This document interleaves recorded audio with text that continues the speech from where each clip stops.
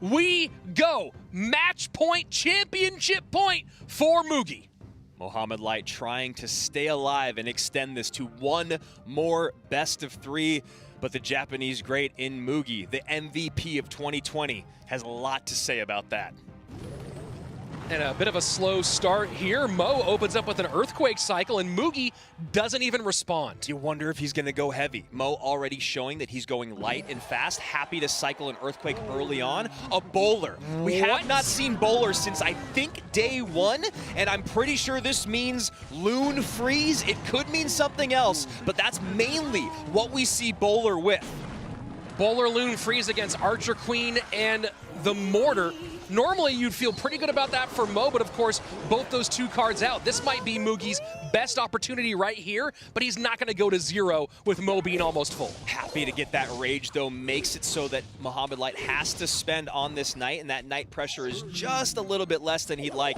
Bar barrel out, not back around to bowler yet. Maybe NATO comes into play. There it is. Yeah, the King Tower activation here, but as we say often, at what cost? Tons of damage. This is a rough matchup for Mugi. It's a nice setup there with the Inferno Dragon to block those Spear Goblins from getting on tower, but here we go. AQ running into a bowler, and we wonder when Mugi's actually going to go on the offensive. With only 3.5 elixir in the tank, I think he just holds steady.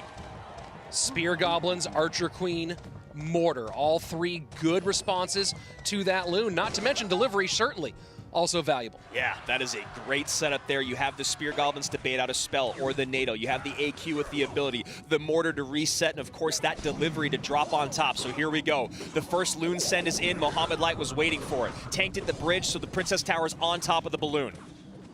But that means the Lumberjack's getting tanked for it. Yeah, that Mortar not doing what he wanted, and the freeze comes in. Oh my word. And look at Mohamed Light. You can see him freaking out. Oh no, tower down. Mohamed Light in trouble. 45 seconds left, Rich, and that might be the championship. That's it. There is no way that he breaks through this, but he is hoping, praying for a chance. But that was just an exquisite send. That Lumberjack did so much work, and Mohamed Light can see the writing on the wall.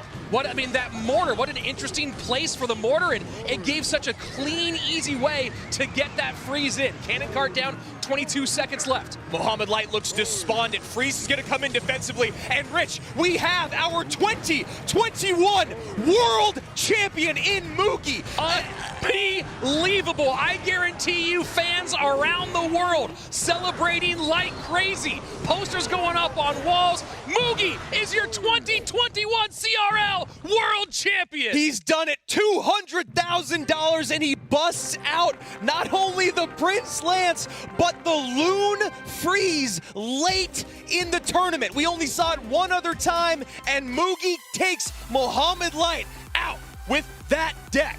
Bowler Loon Freeze in early versions of dual mode was so popular and basically fell out of favor. I'll say this, only mid-upper tier players were still using it consistently in dual mode sets. And in this moment, Mugi pulls it out, and from the get-go, Mohamed Light looked uncomfortable. And here we go, our world champion celebrated here in studio. That trophy is his, $200,000 is his, and the greatness, the legacy of being the best Clash Royale player in the world goes to that young man.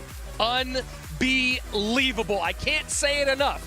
Mugi, who did not succeed in competitive play all year, who did not seem like dual mode was his mode, comes through on the big